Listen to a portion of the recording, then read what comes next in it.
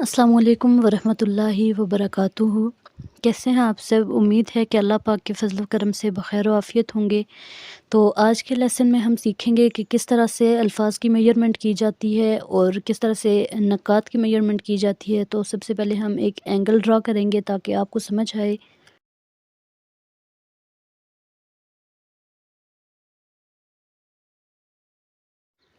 और ये जो मैं एंगल ड्रा कर रही हूँ ये 45 डिग्री का एंगल है, यानी कि 45 डिग्री पे कलम रख के तो आप कत लगाएं। और ये 45 डिग्री का एंगल हो गया, ये 90 डिग्री का एंगल हो गया, और इन दोनों के दरमियान में 70 और 80 डिग्री के एंगल्स होंगे। फिर जो कत है ये 45 डिग्री के एंगल पे कलम रख के तो हम एक नुक्ता या कत लगाएंगे, और इसी तरह से बाकी कत्तात भी हम इसी 45 डिग्री के एंगल पर रख के लगाते हैं। अब हम सीखेंगे कि अर्रहमान किस तरह लिखा जाता है और अल्फाज की मेजरमेंट किस तरह की जाती है कत्तात के ज़रिए। सबसे पहले हम अलिफ़ लिखेंगे कि किस तरह से अलिफ़ लिखा जाता है। तो जो अलिफ़ होता है ये 7 कत्तात के बराबर होता है, यानी कि 7 नुक्तों के बराबर होता है।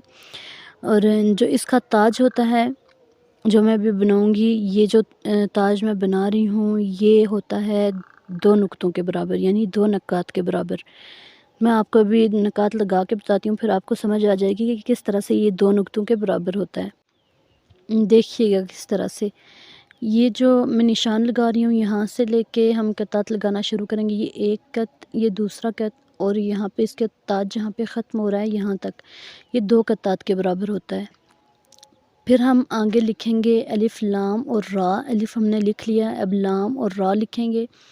तो अब इनकी मेजरमेंट मैं आपको बताऊंगी कि किस तरह से इनकी मेजरमेंट होती है।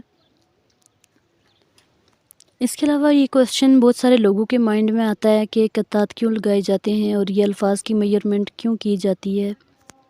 तो ये इसलिए की जाती है कि जो रवायती कैलीग्राफ़ी है इसका एक स्टैंडर्ड उन्होंने मुतय्यन किया हुआ है रवायती कैलीग्राफर्स ने, कि ये जो अल्फाज होते हैं तो इनकी इतनी ही मेजरमेंट होनी चाहिए। और फिर कलम के हिसाब से भी किया जाता है कि कौन सी कलम कौन सी जगह पे जो वर्ड्स हैं वो लिखने के लिए सूटेबल होगी। अब हम आगे फ़र्दर लेटर्स लिखेंगे। अर्रहमान में कौन कौन से लेटर्स आते हैं। जो ख़ा होता है इसकी जो मेजरमेंट होती है ये जो ख़ा का जो ऊपर से इसकी जो लंबाई होती है वो 5 कत्तात के बराबर होती है। हम पहले पूरा अर्रहमान लिखते हैं और उसके बाद मैं आपको बताती हूँ कि कौन सा लेटर कितने कत्तात के बराबर होता है और उसकी मेजरमेंट किस तरह से की जाती है।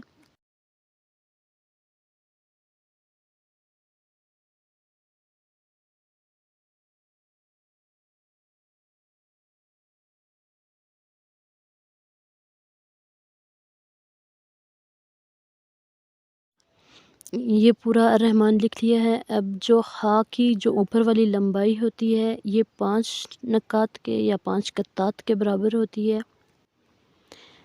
ये 5 कत्तात के बराबर हो गया। अब हम बाकी मेजरमेंट देखते हैं। ये जो दरमियान में जो ख़ा के खाली जगह बचती है ये 1 कत के बराबर होनी चाहिए। और ये जो ख़ा और मीम के दरमियान में जो जगह है लंबाई में, इसके दरमियान 2 कत्तात की जगह होनी चाहिए। ये स्टैंडर्ड 2 कत होने चाहिए यहाँ पे। और मीम और नून के दरमियान में 1 कत का फ़ासला होना चाहिए। और आगे देखें तो ये जो नून की जो लंबाई है एक कोने से लेके दूसरे कोने तक ये होनी चाहिए 5 कत्तात के बराबर।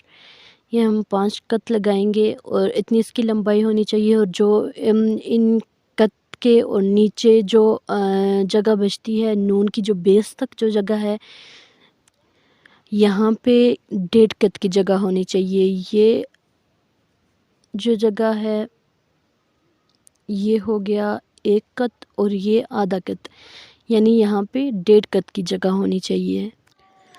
दरअसल जो रवायती कैलीग्राफ़ी है इसमें ज़रूरी होता है कि आप अल्फाज की मेजरमेंट करें और फिर अल्फाज को लिखें, क्योंकि ये तयशुदा चीज़ें होती हैं।